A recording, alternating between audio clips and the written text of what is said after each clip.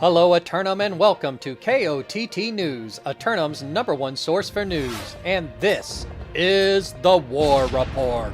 Dynamic change in the history of Eternum last night as the Covenant converts of Hideout capture the Mud Hill on the eastern Restless Shore. KOTT News were on the scene and spoke with the victors briefly on their way to their doubleheader. Congratulations on your victory out here in Restless Shore, able to get down the flag in about 28 minutes in the final moments there. Would you care to take us through how you're able to capture it like that? Oui, merci beaucoup, JChalant.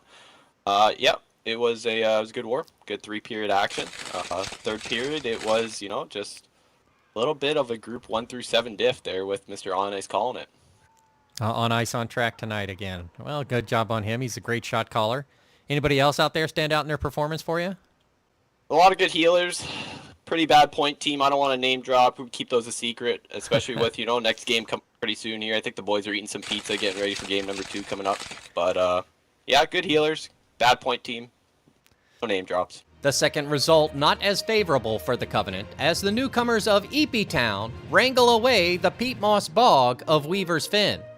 KOTT News caught up with a Marauder representative to hear their intentions. Congratulations on your victory here in Weaver's Fen, my friend, over in mere moments. Would you care to take us through how you were able to conquer it in such rapid fashion? Basically, we looked at our roster and we're looking at what we're doing wrong. And it was not slatting Panda Uchiha. That guy's a legend, can I just say? Yeah, he spills over. He's normally over there with the Outcasts. Are you telling me that he is now expanding into the Marauders faction? He just decided to help us for a war. I heard he had 2 wars today. Both of them were wins. Not saying Panda diff, but Panda diff. Well, now that you guys are in control of the primary oil reserves of the island, what are your intentions for the hamlet? We're gonna sell the land to Saudi, basically. Take a few million and then leave. How are they going to get here? Are they going to get through the death wall? You know what, John? We didn't think that far ahead, okay?